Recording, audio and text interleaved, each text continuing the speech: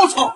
我就想问问，还有比这更离谱的比赛吗？这场比赛简直就是离谱给离谱他妈开门，离谱到家了。韩国第一巨人竟然被中国18岁小伙吓到双腿发软，直接一屁股坐到了地上。这一幕让现场的韩国观众也感到不可思议，一脸茫然。结果，观众朋友们，更离谱的来了，韩国巨人的腿就在刚刚被吓到摔骨折了，无奈之下只能扔出毛巾投降。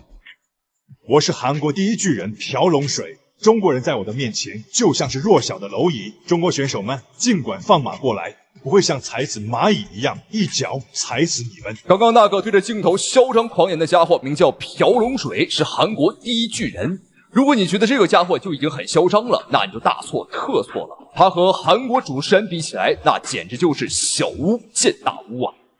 好好请教 ，Made in China, no, Made in Korea, China。而这一次，面对韩国人的狂妄自大，来自于中国辽宁的东北小伙18岁的尹鹏森杀入到了韩国。这场比赛，他将横跨5个量级向韩国巨人朴龙水发起挑战，而这场比赛也会让韩国人彻底闭嘴也不再嚣张。当然，只是暂时的这个韩国人可以说是1天不打就上房揭瓦别人是3天这韩国人是1。好，比赛开始了，看一下我们的蓝色拳套尹鹏森一位18岁的小伙子。好，体型差就很明显了，差很多。但尹鹏森呢，我们看这个双拳抡得很猛。要知道这可是客场作战，台下坐的都是一颗又一颗的小泡菜啊！这称体重，尹鹏森要比对方这个体重轻了有10几公斤了。你看，这个朴龙水具有身高，又有体重上的优势。要知道，韩国的这名朴龙水以前是练这个跆拳道的，你看他的腿法是非常好能够起腿。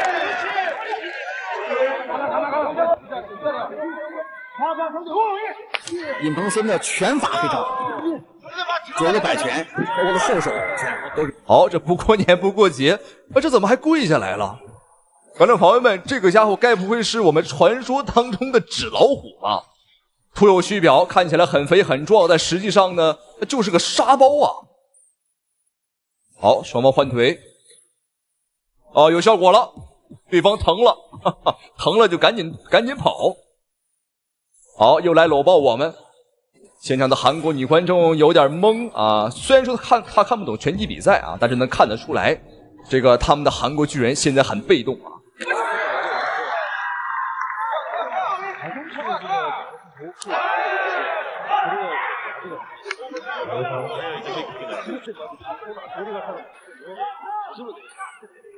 我们都没有想到这个朴龙水在比赛里面身高是2米了，居然还这么的灵活。尹鹏森不要跟对方有这种距离感。对，大家伙可能对这个尹鹏森韩国巨人没什么概念。这个大秃瓢呢，他的身高比张志磊可是比张志磊还要高但是有一个点呢，就是重心不稳这个上盘很壮，但是下盘呢不稳直打晃。好，尹鹏森又是一连串的进攻。整场比赛打得很主动很积极，而对方也很积极积极搂抱我，而且他大喘气看起来已经很累了。我们看对方的腿法呢，实际上能看得很清楚这是韩国的所谓的国宝武术跆拳道。可以说21世纪我觉得最大的一个笑话之一就是3个字跆拳道。他的这种身高左右高边腿都能够起来，不愧是以前是跆拳道的高手，现在改练自由搏击。你看尹鹏森的左右两侧的肋部被这个朴龙水扫腿的力量所击中。好了，观众朋友们，武林风锁定首尔中韩对抗赛男子组杀级的第2局比赛开始了。前方是韩国的朴龙水，而蓝方是来自辽阳创新俱乐部的尹鹏森。尽管面对这个身高比尹鹏森要高，体重又比尹鹏森重出10几公斤的朴龙水，对方的身上我看到了几行大字头脑简单，四肢发达横批韩国巨人对方的拳法很烂又慢又不准腿法呢还真有点东西啊，看起来有模有样的，低扫、中扫、高扫都有，但是效果不理想，而且极大的耗费了他的体能，这导致他现在满身都是汗水啊，而且呢大喘气啊。相比之下，尹鹏森呢虽然说体型不如对手，但相对来讲很灵活，而且都是重磅级别，所以说重拳能力都是有的。朴龙水也有他致命的弱点，就是有身高，他光利用这种，觉得我这种扫腿有力量就行，但他拳法很一般，不具有太多的这种杀伤力。你看，从打到第2回合来看，现在这个朴龙水体能下降太明显了。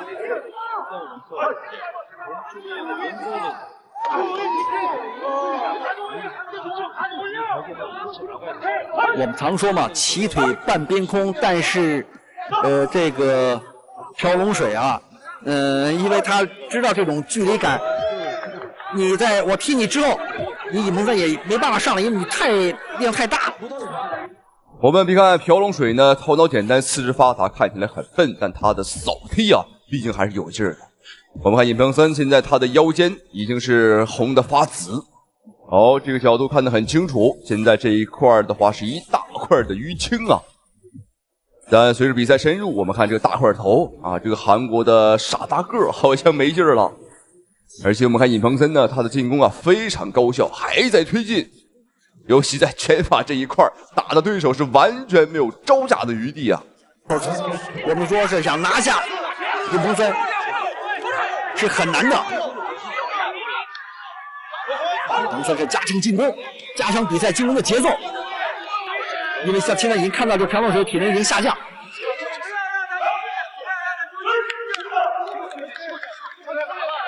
再来！我们现在看到场裁判怎么突然终止比赛了？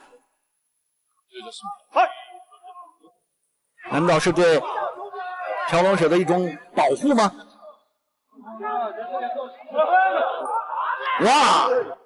比赛结束的一瞬间啊，这个朴龙水呢被尹鹏森呢逼到角落，甚至吓到双腿发软，一屁股坐到地上了。看来他对尹鹏森啊真是产生了畏惧。好，我们看韩国的朴龙水，现在他好像很痛苦，而且只能扶着围绳啊才能站稳。什么情况？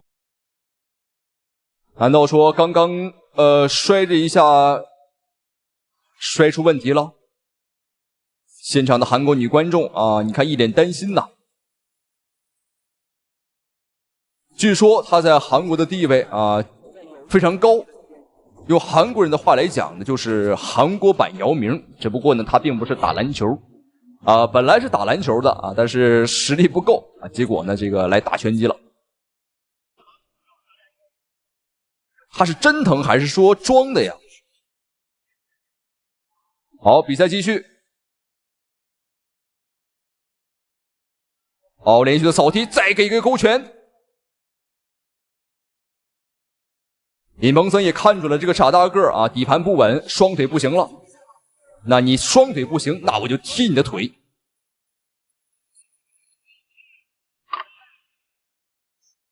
哎，白色毛巾，没错，观众朋友们，认输了，不打了。韩国的第一巨人啊，朴龙水选择了认输，选择了投降啊，主要是太疼了，双腿受不了了。好，让我们恭喜这位18岁小将横跨5个级别拿下了韩国第一巨人。这场比赛太解气了啊！给我瞄准了打！在这场比赛开始之前，没有任何人敢相信8年不败的荷兰女拳王就这样被一拳打倒了，而且还是在比赛马上结束的最后1秒，恐怕连科幻电影都不敢这么拍。如此梦幻的一幕就发生在2017年中国武林风的擂台之上。中国选手名叫龚艳丽，绰号散打女皇，她曾连续38场比赛 KO 对手，场场都是以小博大，并且没有任何一场比赛超过2个回合。虽然说身高不高，体型不壮，却能横跨3个级别拿下全国散打锦标赛的冠军，10年职业生涯几乎是没有对手。但这场比赛对手更是来者不善，她便是来自于荷兰的贝克伦，绰号 KO 女王。在这一场比赛之前，贝特伦的战绩也相当豪华，曾8年未尝一败，其终结率更是高的离谱，高达100%。他在荷兰也听说了中国也有一个 KO 女王，名叫龚艳丽，所以说便不远万里的前来中国发起了挑战。我们来看一下双方的赛前数据对比：161对战164，27对战25。龚艳丽比对方大了2岁。在身高上双方差不多，但是有一个数据没有报出来，那就是双方的臂展差距。贝特伦的臂长比龚艳丽足足长了15公分呐，观众朋友。战力在这个级别上绝对是世界一姐的 veteran， 而且在自己的职业拳击3战全胜 ，MMA 2战全胜，而且我们才知道有可能还是 Lona Rossi 的这个弟子啊。现在的飞机。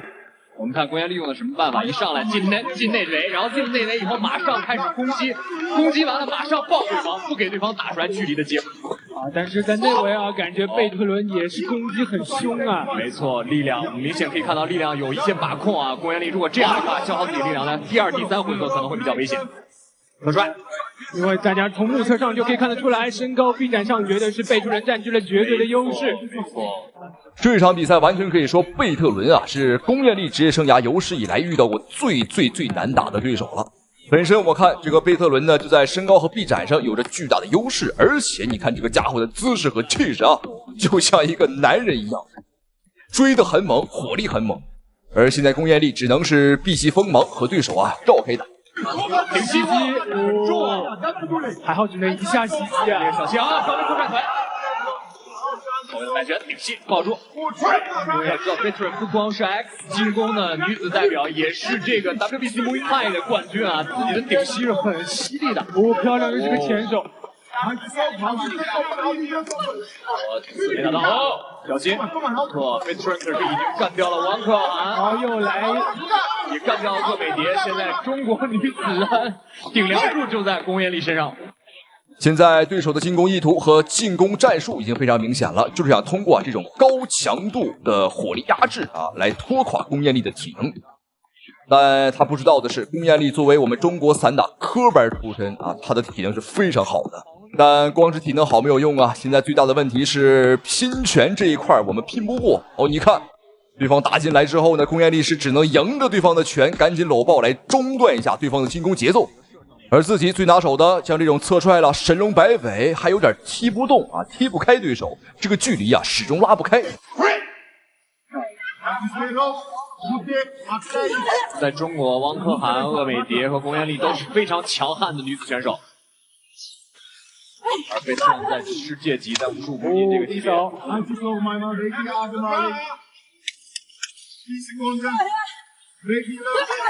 这个。连续进攻，还好，他多数都是挡在了这是肩膀上。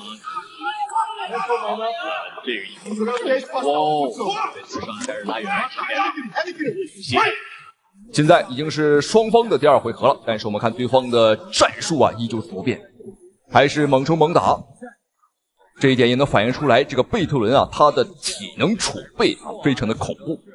这一点说句不该说的对方的这个身形上真的是他没有太多的女性特征，除了他的长头发以外，所以我怀疑对方是不是雄性激素分泌过多，使得他的体能更像一个男人而不像一个女孩子强势局后手来到击击漂亮。好，这是裁判在对龚艳丽进行一次警告，告诉龚艳丽不可以频繁的搂抱但观众朋友们，你看这是没办法呀，我们这都属于无奈之举。如果能够拼拳拼得过，我们也不至于去搂抱对手低位打火打到了。veteran 连击前手的刺拳很快。现在龚艳丽整个把重心压低了，开始攻击对方的腹部，又扣了1分，又压了1点。好，裁判叫停了比赛，这已经是第2次警告龚艳丽，也就是说现在龚艳丽的分数已经落后对方2分，也就是说这场比赛无论龚艳丽怎么努力，只要不 KO 对手，那就是必败无疑了。拳法很犀利，在箍颈以后的内围技术也是很丰富。好的中招。力的后手摆拳没有打到。郭彦丽锁定。漂亮啊！用膝尖儿的这个位置，把他顶起的时候带一个起跳的动作。错，金鼓扫标准。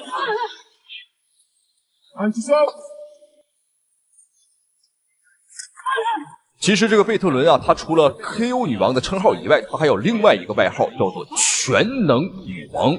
没错，她的全能技术已经是非常变态了。因为最开始打的是自由搏击，但是在自由搏击领域，她没有对手啊，无可奈何转战到拳击，结果在拳击界也没有对手，转战到了这个综合格斗。所以说，我们看她的进攻手段很多啊，有膝法。拳法、推法都有。如果可以的话，他甚至还有一些摔法和肘法。好，回到主题上。这边又是脑袋撞脑袋，对，刚才是一头顶在了贝特伦的脸上。没错，贝特伦表示非常的，你看，直接是鼻血出来了。对，大家再来看一下慢动作，哇，这下才中。在这里呢，还是要科普一下，就是打拳击比赛当中啊，无论是自由搏击、综合格斗，还是纯粹的拳击，观众朋友们，脑袋撞脑袋或者撞脸啊，这是不允许的。但龚彦丽这一下也是不是故意的，因为龚彦丽的拳商和拳品呢都是非常好的啊。刚刚这一下明显是我们想搂抱对方，但是一不小心在过程当中撞到对方了。但这一下似乎是惹怒了贝特伦，对方的杀气包括速度都有所提升了。在这最后一个回合，双方还有这么强大的体能，的确是有点离谱。刚才闪出去，这一下漂亮，对，转身好的，对，要多这样的进攻，对，这样闪出去，漂亮，一下没有担子了，现在开始拼了，这才是我们希望看到的 KO 女王。对，打击，对，不要和对手靠得太近。前摆好，龚彦丽的第3回合的表现才是我们一直期待的这场比赛。龚彦丽前摆后直，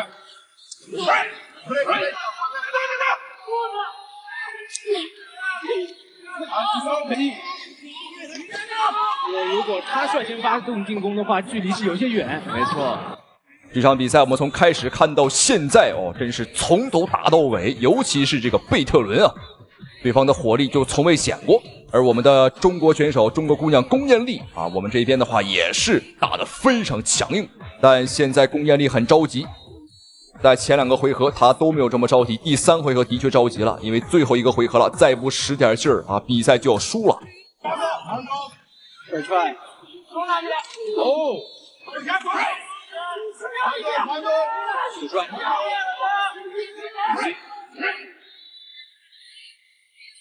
贝特伦很擅长在跑。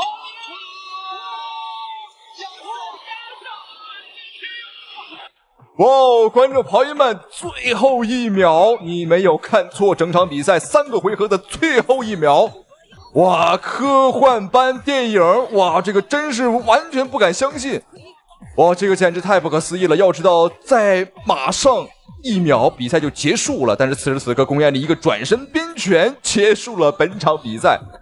再看一遍，哦，这下真的是不敢相信，全程被碾压的龚彦丽在比赛的最后一刻抓住了这个机会。3大女王实至名归，太精彩了，简直我们这个心情啊像过山车一样啊！以为龚彦丽今天可能就这样了啊。好，比赛到此结束，欢迎您的收看与支持。好了，咱们下期视频再见。现在是中原相看大刀。非常的重，我强烈要求中国体育协会禁止这样的老外来中国参赛。我们看比赛刚开始还不到10秒钟，黑人老外就原形毕露，竟然一脚踢向了中国小伙的裤裆上。这哪里是来打拳，这完全就是奔着废掉我们中国选手来的。这种痛苦是女人完全理解不了的。而且我们看这个黑人老外竟然一脸无所谓的表情，仿佛这一切都在他的计划之内。然而他没有想到的是，他这不讲武德的行为彻底激怒了中国选手。接下来他将迎接中国选手的怒火，不仅全程被打得丝毫没有脾气，甚至还打裂了眉骨，狗血淋头。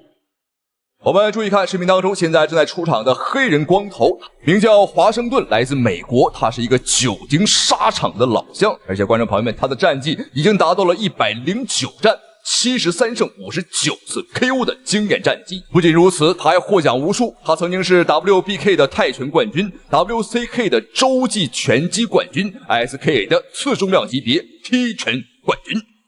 在来中国之前，他在接受采访时还公开表态说，我们中国除了人多没什么好怕的，甚至还说人再多也都是东亚病夫，一拳打翻一个毫不费力气。而这场比赛迎战黑人选手的便是来自于我们中国的铁血镇乾坤徐永霸。和黑人选手过往豪华的经历比起来徐永霸完全不逊色于对手，他的大赛经验非常丰富，而且击败过的国际高手也非常之多，并且他还是我们中国福建省的散打锦标赛的冠军实力是非常的强劲，主修散打。我们看到红光选手这个徐永霸，他的教练吴宪伟告诉他要快速进入状态，快速进入状态毕竟这个这次华盛顿30岁，哟，转身后头直接推到了 W。比赛才刚开始，还不到20秒钟，这个黑人选手便原形毕露。这个家伙不仅长得很脏，没有想到这个手脚也不干净打法也非常的肮脏。我们看徐永霸的表情非常痛苦，他做起了拉伸动作。要知道，在格斗比赛当中这个踢裤裆是非常龌龊且无耻的行为。但台下的女观众却又呲着大牙乐起来了。我不禁要怀疑这个刚刚台下的这个女子她的立场问题了。好，比赛继续，希望徐永霸没有受到影响。打控制，他不敢轻易的出他的后手重点，因为他看着好像这个华盛顿练你看，这次华盛顿参赛昆仑决在赛前称重的时候呢，身上是非常的干，看起来的体重的跨度是非常的大。现在所以说你个徐永霸，你要把那速度打出来，因为你毕竟练散打的，散打这个要以速度比赛，打得厉害。为了这个徐永霸年轻点，用这个快的速度节奏拉动他，对方可能体能上会受影响。徐永霸要非常小心华盛顿的突然还击，大家用这个后手的摆拳，非常好。徐永霸这段打得相当好。看来刚刚开场的这个暴击和踢裆有刺激到徐永霸的这个情绪。原本就看这个老美老黑不爽结果呢对方来这么一下的话，我们的怒气值直接飙到了天花板。好漂亮，又是一个前手，尤其在拳法这一块几乎是完全碾压的状态。但这个黑人老外他并不是以拳法而见长的他最擅长的还是腿法。但徐永霸练的可是散打，我们最擅长的那可就是接腿不知道今天能不能够克制对手。教练要徐永霸继续压制对方。好，这个后蹬腿，这你看徐永霸在第一回合这手打的跟自己俩控制特别好，应该接着打，不该退出来。对，他去到一个连击拳，刚才已经非常好了，一个有效击。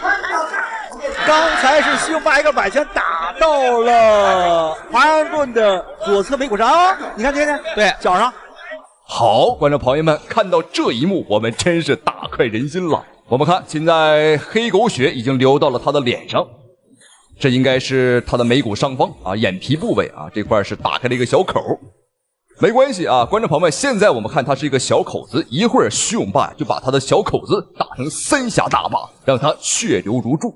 是连续进攻，就对，把优势扩大。对，因为昆仑决的我们是减。漂亮前摆后直打到一个直接击倒。哇，观众朋友们，徐永霸的拳实在是又快又重这是一个压哨的重拳，因为第一回合还剩最后的5秒钟，马上结束。徐永霸，我们看，哇，连续的补刀，没错，再多打一打，趁着比赛还没结束，多打1分是1分，多打1拳是1拳。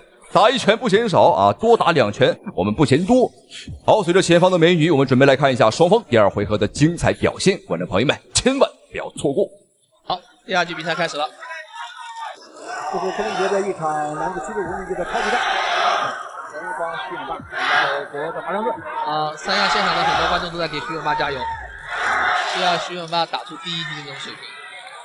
其实可以打得更快点，因为他并没有完全恢复对方。是的。就这个转身的摆拳，华盛顿想，哇，这速度太快了。他要打中点，他不敢进来，对，现在华盛顿不敢进来了。他进去他马上一个前手摆拳，直接打赢。徐霸应该当心自己的双手应该拿再高一些。哇，观众朋友们，这场比赛徐永霸可真是横冲直撞，哎呦，对方懵了，摊手表是什么情况？打个比赛，难道你要把我打飞出擂台吗？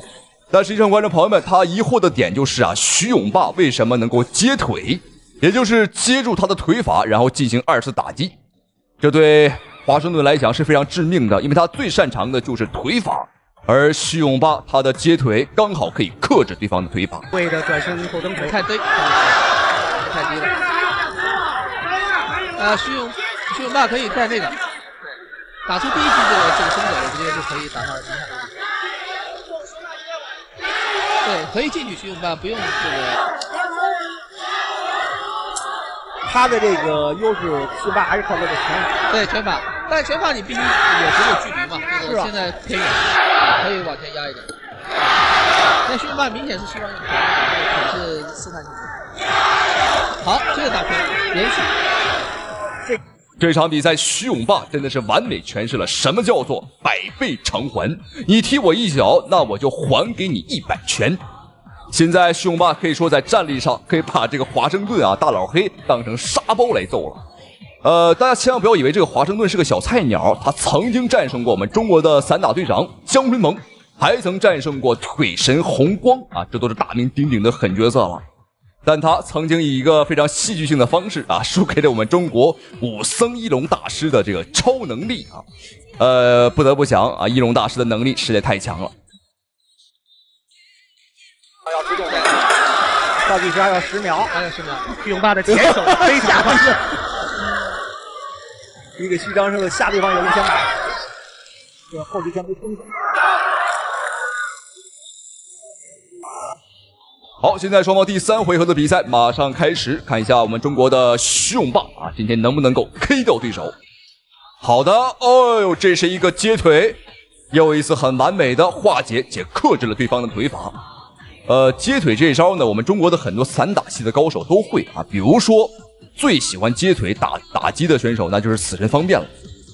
就一再叮嘱徐霸要多加紧2次进攻。打通。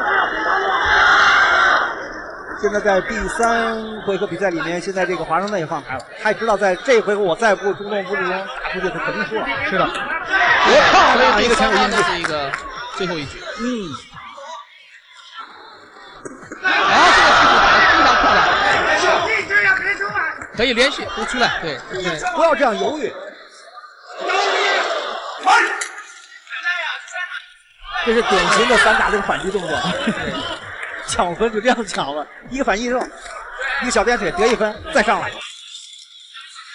现在这个美国的大老黑华盛顿啊，他真是骑虎难下，拼拳拼不过，出腿又容易被抓，而且分数上现在落的很多，已经是最后一个回合了，他也很着急啊。赛前放出的各种豪言啊，说我们中国除了人多一无是处，前脚刚说完啊，后脚就惨遭打脸了。现在最后的时间，我们看徐永霸是放慢了进攻节奏啊，稍微缓一缓啊，喘口气。因为比赛的天平啊，哎呦，又一次接腿，无论对方懵了，对方的表情已经懵了，没见过这么打的。自己最引以为傲的腿法被我们的徐永霸啊一次又一次化解。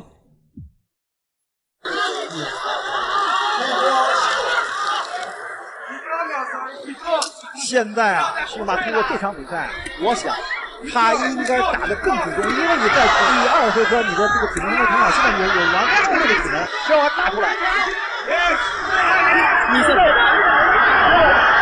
你现在不顶着打，华盛顿就翻过来。你看，也是吧，一个后拳之后马上冲进去就打，哇！你看刚刚一个袭击动作是吧？上头。实际上，美国的华盛顿是他今天这3个回合里面打最好的。现在是徐永霸没顶上，双方体能硬是下降。好，观众朋友们，这场3回合的大战终于结束，双方选手大战了3个回合啊。但与其说大战了3个回合，不如说我们中国选手啊暴揍了对方3个回合。虽然说开局有些不愉快啊，被对方踢了裆，而且赛前对方啊也是如此嚣张，但这场比赛徐永霸用实际行动告诉了全世界，瞧不起我们中国人啊，那你的下场就是很惨。3位裁判一致判定，让我们恭喜徐永霸，同时非常感谢屏幕前您的收看与支持。好了，观众朋友们，咱们下期视频再见。布斯在中国的不败战绩，还让现场的观众都一脸茫然，因为他们根本不知道这个小伙子到底是谁。这场比赛之前根本没听说过，但经常看拳击比赛的观众朋友们对西蒙·马库斯绝对是耳熟能详。从2010年到2014年，马库斯曾9次完爆中国选手，而且每一场比赛几乎都是碾压性的完成胜利。因此，在当时有很多人认为马库斯就是中国选手无法逾越的大山。随着他在中国的声场越来越多，他也越来越嚣张，甚至在发布会现场就敢动手打人，甚至把中国队长按到了桌子底下肆意羞辱，完全不把中国人放在眼里。手段啊，各种限制啊，各种中断。好，接下来看一下双方第2回合的精彩表现，观众朋友们千万不要错过，越打越精彩。不要拿别人的气势来灭自己人的威风 ，OK， 干就完了。不打了，不打了。中国硬汉李景亮，他输过赢过，但就是没怂过。生涯数百场比赛，从未被 KO 过，足以证明他绝对配得上硬汉的称号。擂台上，他是充满激情和斗志的战士，永远给观众带来精彩的比赛。擂台下，他铁汉柔情，是个好丈夫、好父亲、好儿子。而我们注意看，这一次到底发生了什么，让一向爱国的李景亮竟然对同胞痛下死手，甚至不惜冒着断送职业生涯的风险，也要亲手砸断对手的脖颈，因为对手是所有中国人都恨之入骨的汉奸。而且，观众朋友们，他还投靠了日本。正如李景亮赛前所说，绝对不要长他人志气，灭自己的威风。此人名叫刘家鹏，来自中国宝岛台湾。他成年之后便到日本去留学，但到了日本之后，他竟然心甘情愿下跪认小日本为干爹，而且还学习起了日本空手道。当然，他做什么事情是他自己的事儿，和我们没有任何关系。但重点是，观众朋友们，他竟然数典忘祖，公开羞辱中国武术是下水道的垃圾，甚至还表示给空手道踢鞋都不配。在比赛中，他更是对自己的同胞痛下死手，甚至连裁判都拉不开的那种。种种行为都被李景亮看在眼里。恰好这一次，他竟然不知死活的回到中国踢馆，表示为自己的干爹完成当年未完成的梦想。好，我们看双方的比赛已经开始。这场比赛是一场中国力量李景亮大战中国宝岛台湾选手刘家鹏的比赛。但是我觉得说他是一个中国人不太准确啊，他应该是美国人的儿子，日本人的狗。这个家伙做了汉奸，投靠了日本。大家不要认错啊，红色拳套是刘家鹏，而黑色短裤啊，蓝方选手便是李景亮。哦，下潜抱摔，刘家鹏很大胆。哦，舍命断头台，哇，这个招式非常大胆。进地面了，看一下李景亮这个姿势还有没有把对方掰断脖颈的机会。再加把劲儿啊，再使使劲儿。对待汉奸，对待走狗，我觉得就应该掰断他的脖颈，而且我们呢也不要弄死他啊，干脆让他呢终身残疾啊，下半身残废，让他想给日本人下跪对不了。我知道现在在网络上有很多人去这个抹黑李景亮，我觉得李景亮是一个非常值得我们尊敬的职业选手职业拳击手，他不仅是代表着自己，也代表着国家。你可以说李景亮的实力可能不是世界一流，没那么强，但是绝对不可以低估，也不可以不承认他的爱国之心。在这一点上他绝对要比大部分的选手要强得多。现在李景亮在下位，要小心了因为这个小日本子呢不对，这个台湾选手他现在算是半个小鬼子。这个半鬼子他呢学习过很多日本的柔术和空手道，地面实力很强。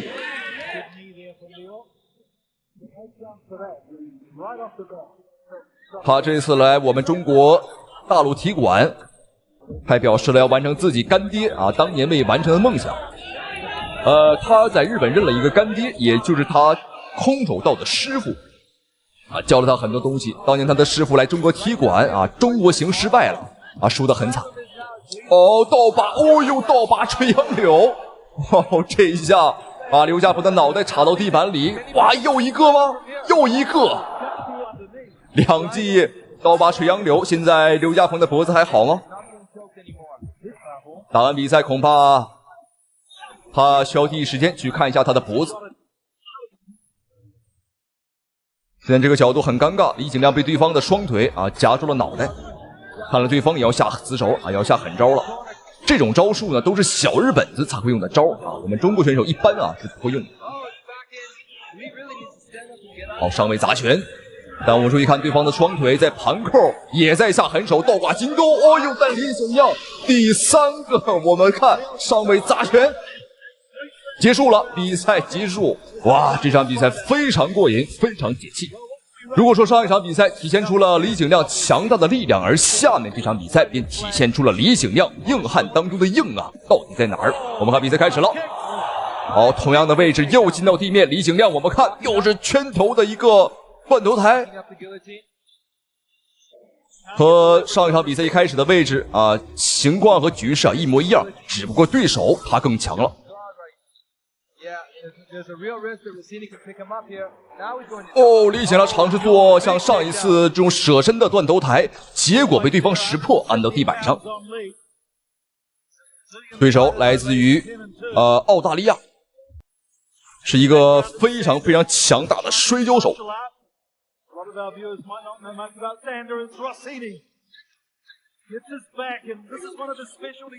现在李景亮被打背了，对方骑在李景亮的身上。我们肉眼可见对方的体格体型明显是要大于李景亮的。背部裸脚有点危险。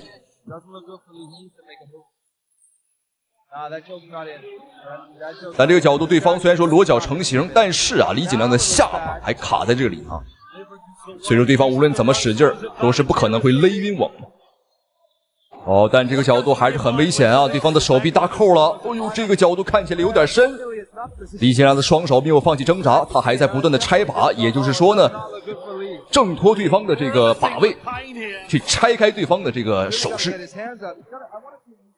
现在李景亮是上半身和下半身都动弹不得，下半身被锁住了，上半身的脖颈也被锁住了。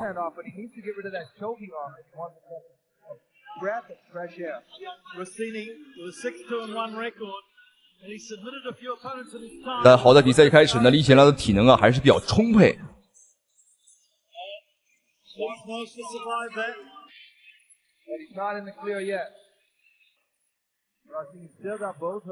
在格斗比赛当中尤其是综合格斗，观众朋友们，地面战是最消耗体能的。很多时候3回合的比赛在第1回合打地面战，基本上把体能消耗一大半。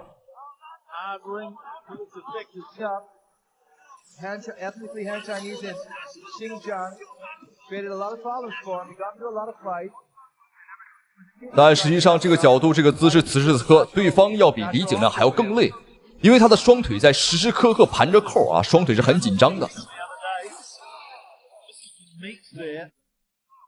他需要用更大的力气才能够降服住也就是说控制住李景亮。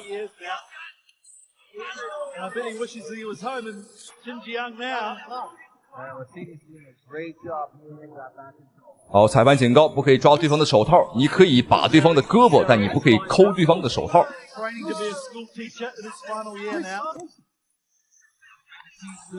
对方边观察李景亮的表情，边砸拳，看砸哪个位置李景亮的表情最痛苦。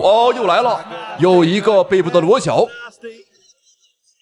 哇，李景亮就是凭借他的意志力顽强在支撑。李景亮还在苦苦支撑。从表情来看，这个姿势呢是非常痛苦的，因为脖颈被对方呢放弃了。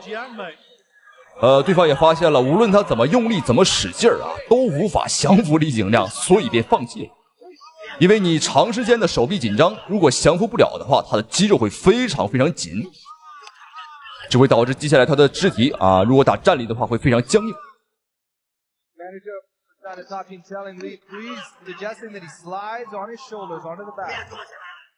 但不得不讲，观众朋友们，李景亮是真的非常的硬在这么多波的危险之下还在支撑。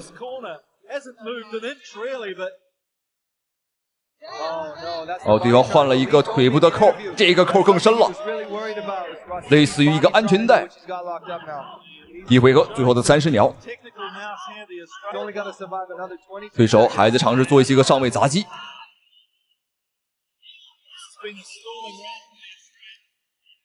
李景亮的头部防守让对方呢也没什么办法，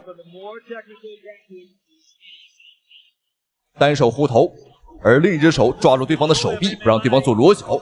这个地面防守几乎是教科书般级别。好，而且还把对方给拉起来哦，这个真是非常有武德的一种表现啊！好，第二回合双方比赛继续。黑色短裤蓝方选手是李景亮，而红色拳套是老外。对方叫什么不重要。好漂亮，战力上明显是有优势。哇，这下对方像炮弹一样冲过来，但是他的体能好像没有那么好了。哇，站立断头台又一次。断头台，我怎么感觉对方身体已经发软了？裁判确定还不叫停吗？这个明显能感觉到对方的这个肢体啊，包括他的种种给我们发出来的信号，我感觉他好像已经晕了。但这个角度裁判也看不到对方的表情啊，晕了啊！裁判，哎呦，现场裁判我觉得至少晚叫停了3到5秒，5秒之前对方就已经晕了。啊，你看口水都流出来了。但现场裁判呢发现的有点晚，不知道是有意而为之，还是说他的这个专业水平、专业技术啊不够强。好，本场比赛到此结束。两场比赛，第一场展现了第一场比赛展现出了李景亮的力量，而第二场比赛啊展现出李景亮的硬汉精神。那么恭喜这位。好，本期视频到此结束，咱们下期视频再见。